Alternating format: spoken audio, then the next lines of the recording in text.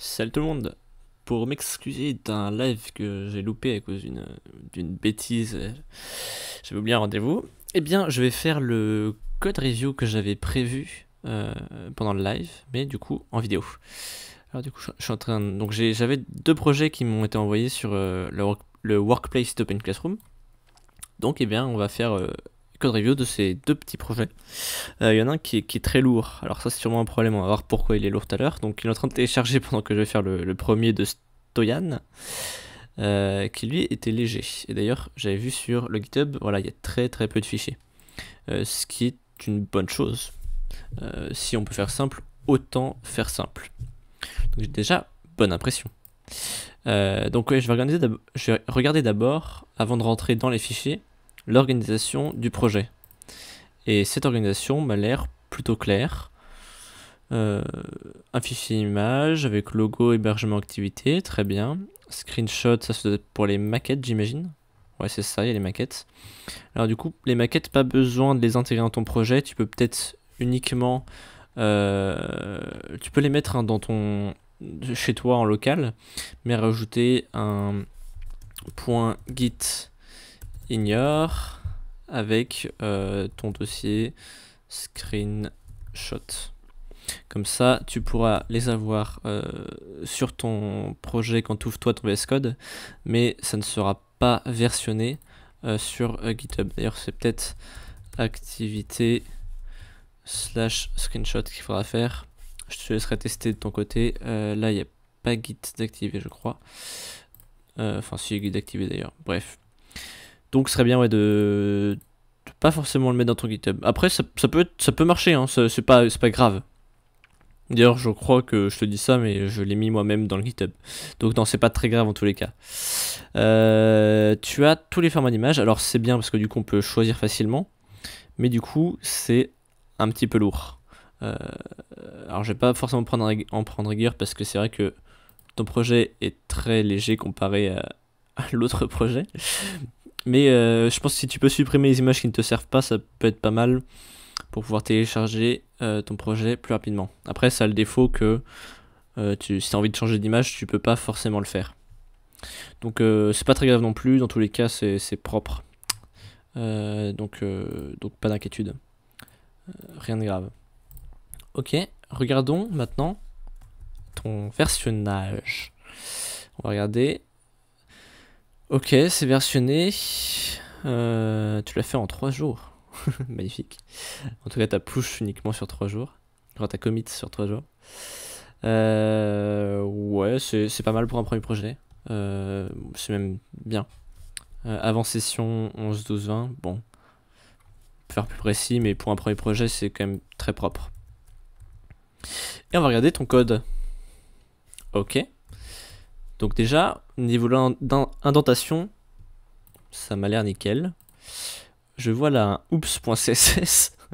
Je sais pas ce que ça signifie, mais on dirait un truc rajouté à l'arrache. Là, on a oops.html. Alors, je sais pas ce que c'est. Pourquoi .oops.html? T'as un fichier .oops.html? Je pense pas. Non, t'as pas de fichier .oops.html. Ok, si j'ouvre ton projet, on va ouvrir avec Open Live Server. Open Live Server. Hop. Si je clique, je crois que c'était... alors je vais pas y arriver. Hop là, voilà. Alors c'est quoi qui était href ici, c'est sur ton image. Hein. Alors, qu'est-ce que c'est que ce bazar? T'as un point oops.html sur ton image? Alors attends, est-ce que je... Ouais, t'as un... D'accord. Donc là t'as un lien qui de toute manière ne marche pas. Va savoir pourquoi. Alors je peux pas... Ouais. Ah si, je peux cliquer dessus. Incroyable. Eh bien, oops.html n'existe pas. Ce qui me semble logique. Ok, je sais pas, t'as dû faire un truc et j'imagine que t'as oublié de l'enlever. Bon, rien de très grave. Hein. Ok, donc au niveau du code, navbar, ok, hgroup. Hgroup. Qu'est-ce que hgroup? Ça existe vraiment ça? Hgroup. Ah ouais, ça existe. Et bah tu vois, je ne connaissais pas. De plusieurs niveaux. D'accord. Eh bien, tu vois, tu viens de m'apprendre un élément HTML. Félicitations à toi. Les classes sont plutôt bien trouvées. Ouais, c'est plutôt pas mal. C'est même très bien. L'indentation a l'air bonne. Alors, je vais chercher l'indentation que tu utilises sur ton VS Code. Voilà, comme ça, on est au même niveau. Ok, des commentaires avec différents styles pour t'y retrouver. Filtre, ok, ouais, filtre, les différents filtres. C'est plutôt bien organisé, on s'y retrouve. Moi, j'ai jamais vu ton projet avant, hein, et ça me semble très correct. Les noms de classe sont bons. Tout est. Non, pas tout est en anglais. Ouais, il faut essayer de tout mettre en anglais, ça peut être pas mal. Toujours le .oops.html. Va savoir pourquoi il est là. Alors, ça sera. Comment on appelle ça? Un mystère. Et il se retrouve encore là. Ok. Faudra que tu m'expliques. Hein. Ah, je t'ai su de pas l'avoir fait en live là du coup. Alors. Ok. Bah ton projet est bien organisé. Bon après c'est des parties qui se répètent. C'est normal. Et ton .oops.html alors là, il se retrouve partout. J'aimerais bien savoir.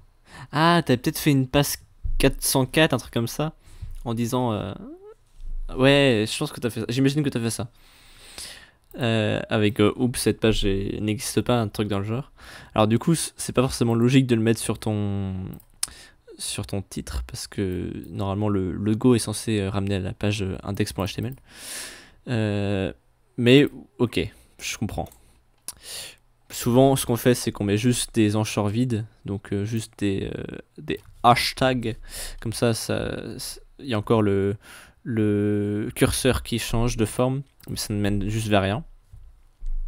Mais pourquoi pas. Donc ton HTML est bien organisé. Ton CSS... Ah, ton CSS. Ok, on est sur autre chose là. Alors, t'as voulu... Il y a toujours cette envie de bien voir les séparations entre les groupes, qui est une très bonne chose. Je te félicite. Mais là, je pense qu'on est un peu trop. C'est un tout petit peu trop. Je te conseille, au lieu de faire ça, de faire quelque chose comme... tu peux faire sur, par exemple, 3 lignes en moins gros. Donc comme ça, faire hop, mobile. Mobile, on peut pas. Ouais, c'est logique.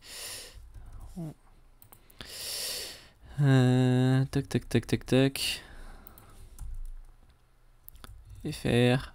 Allez, je vais y arriver. Ok, je peux y arriver. Je sais pas ce qui m'arrive. Voilà, faire un truc un peu plus comme ça. Je pense que ça sera mieux qu'un grand trait où tu peux me rajouter, si t'as envie, plein d'étoiles partout. Si ça t'amuse pour mieux voir les choses. Mais en tout cas, pas un truc aussi large, parce que c'est vrai que du coup, ça rajoute une barre là, c'est un peu chiant. Enfin, on peut l'enlever, mais du coup, ça fait un retour à la ligne. Voilà, donc faut mieux faire un truc un peu, voilà, sur 3 lignes, ça se voit autant, qu'un truc qui prend toute la largeur. Mais c'est cool d'avoir essayé d'organiser ton projet. Ok, donc je vais retourner en arrière, comme tu l'as fait toi. Taille de police de base pour le site. Ok, bon c'est police et style de police, j'ai l'impression, plus. Et pas que de police d'ailleurs. Toute la page, ouais. Pourquoi pas. Bon, l'organisation, en termes général, tes classes sont plutôt bonnes. Ton organisation est plutôt bonne. C'est vraiment pas ce que j'irai voir. Attends ton projet, parce que c'est vrai que au final, on ne l'a pas regardé. Alors, ton header.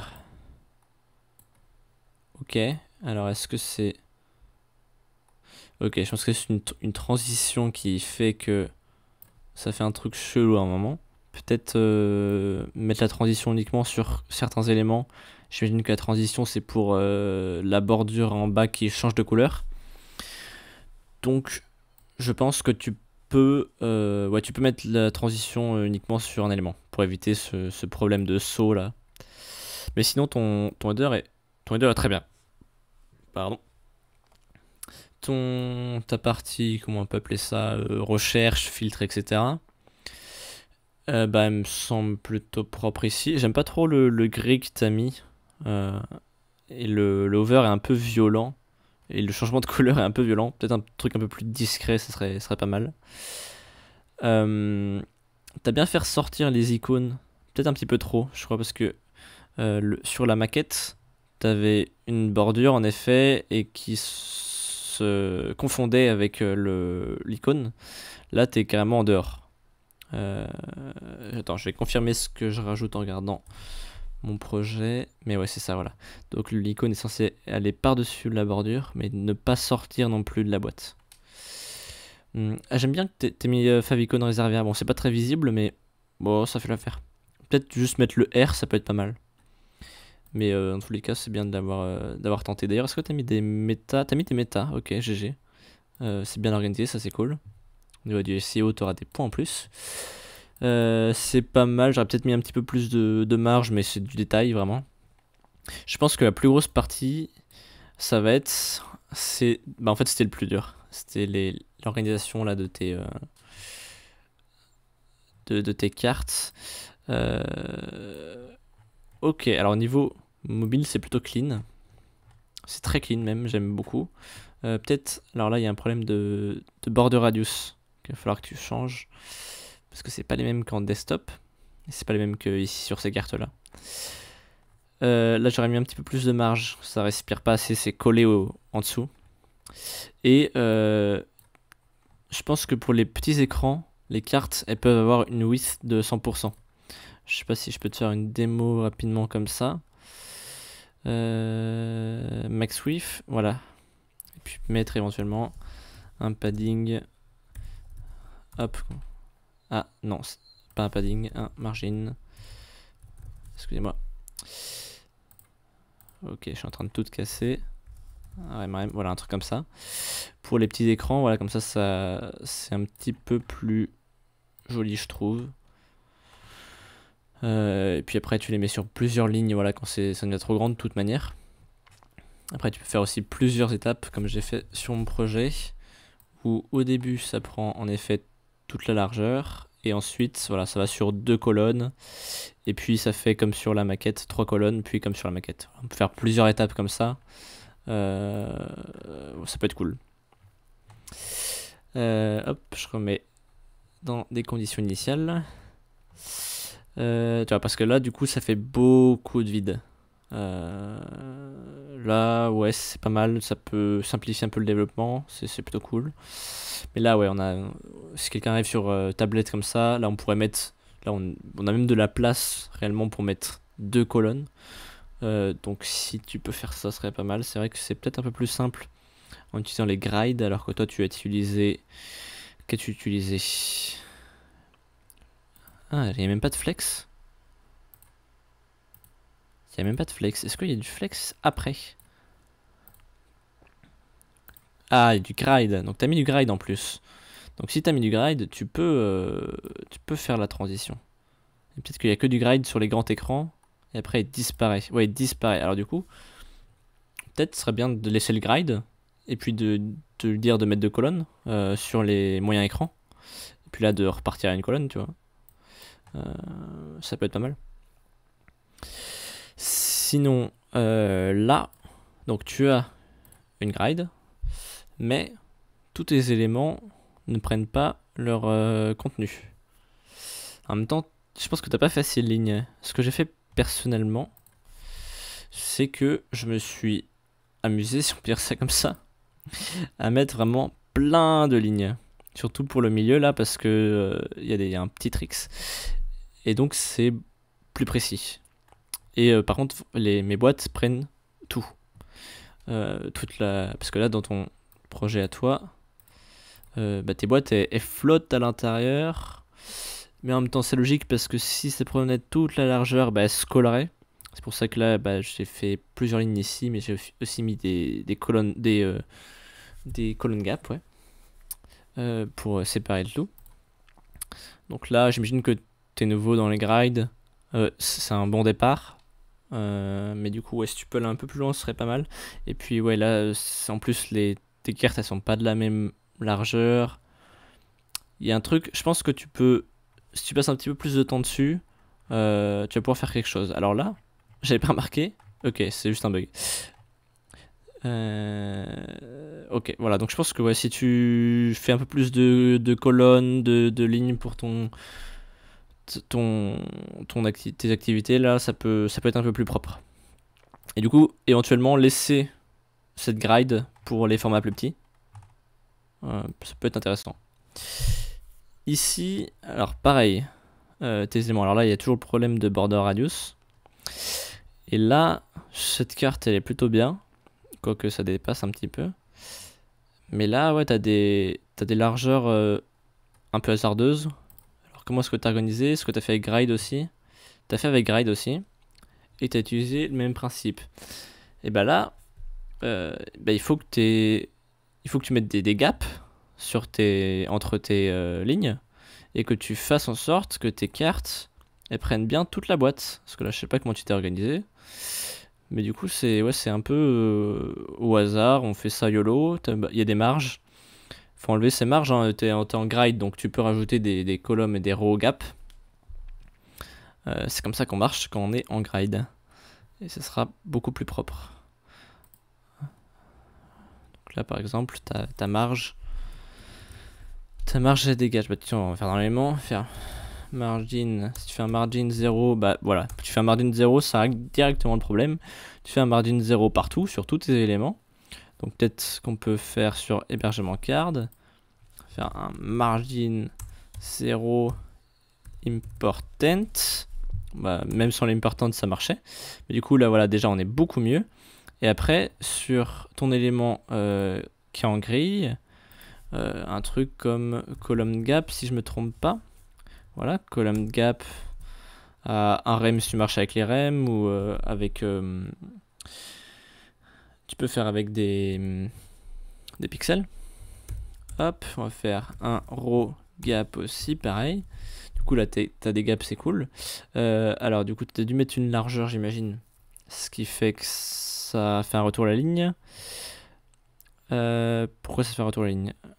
Bon, j'imagine qu'il va falloir réorganiser un petit peu tes cartes.